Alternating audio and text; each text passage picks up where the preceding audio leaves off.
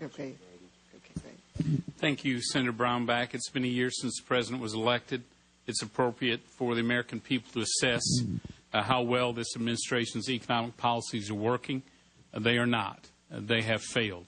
Unemployment skyrocketed far past White House projections and promises. America continues to shed jobs, more than 2.8 million since the stimulus was enacted. We've had a series of embarrassing investigations about all the wild stimulus claims, the latest fake jobs from fake congressional districts, and today General Accounting Office will reveal yet more scandals within the stimulus claims, in the case of which thousands of recipients claimed jobs and they have not yet received money.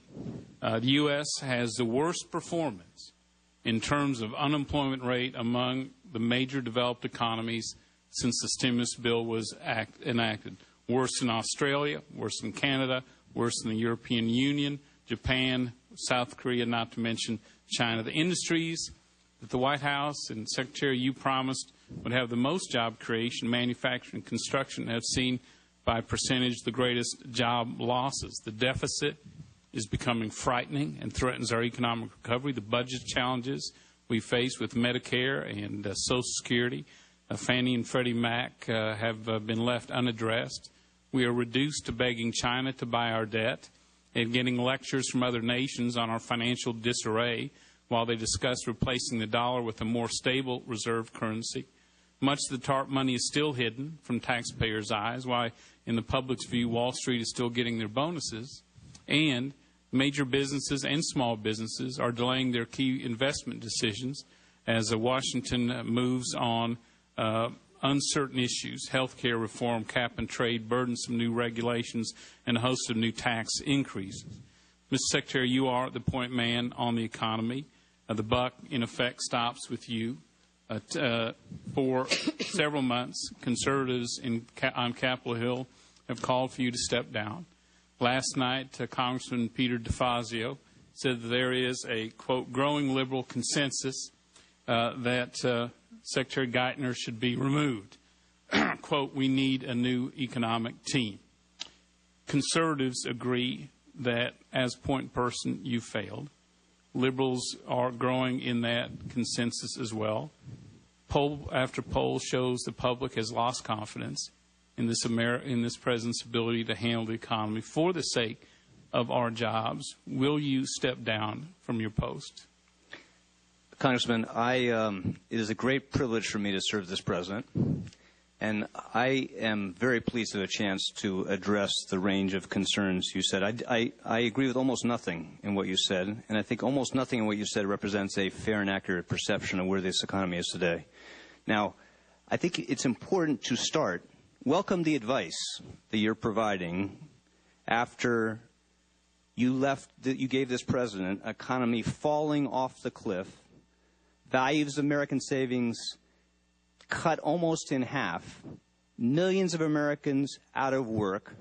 Again, the worst financial crisis we've seen in a generation. Remind me, Mr. Secretary, what post were you holding when President Bush left office? Just remind me what economic post you were holding. I was the president of the Federal Reserve Bank in New York. Great honor and privilege for me to serve at that time. Does the Federal Reserve Bank have any oversight over the economy or any input into its performance? The Federal Reserve, established by Congress, is responsible for trying to make sure that we keep inflation low and stable over time. And are you shirking responsibility for the design of the bailout or its role No, absolutely. in the economy? The actions that the Congress made possible, too late, but made possible last fall, were absolutely necessary to breaking the back of this financial panic. And without those actions and the actions the President put in place with the Congress, support of many people in the Congress beginning this year, you would have an economy still falling, not growing.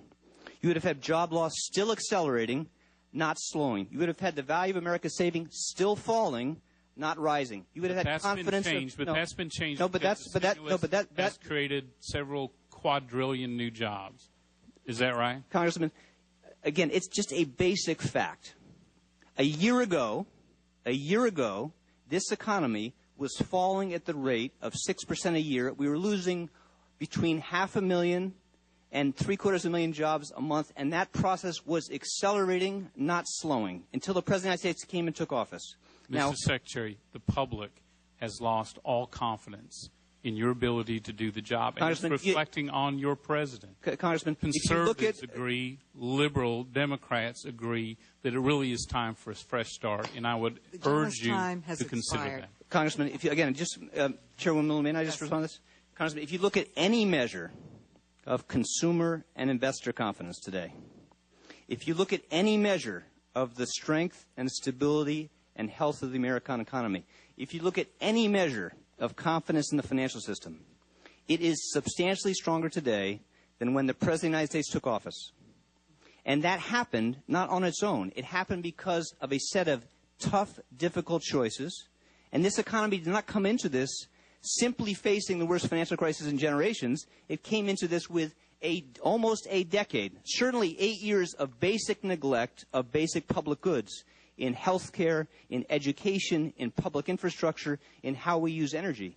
And fixing those problems is a central obligation of this Congress and this administration. Tell all of that to the millions of Americans who no longer have jobs because of your decision. They would have had more jobs, there would have been more confidence, more employment in this country if we had not let this crisis get to the point that it did. And we would have had a stronger fiscal position if we had had 8 years of paying for our commitments, not borrowing against them. Gentleman's time has expired. Mr. Hinchey is you have to take responsibility for your decision. Senator Geithner making an impassioned defense when faced with some pretty harsh questions. We're going to take a quick break. We'll be right back.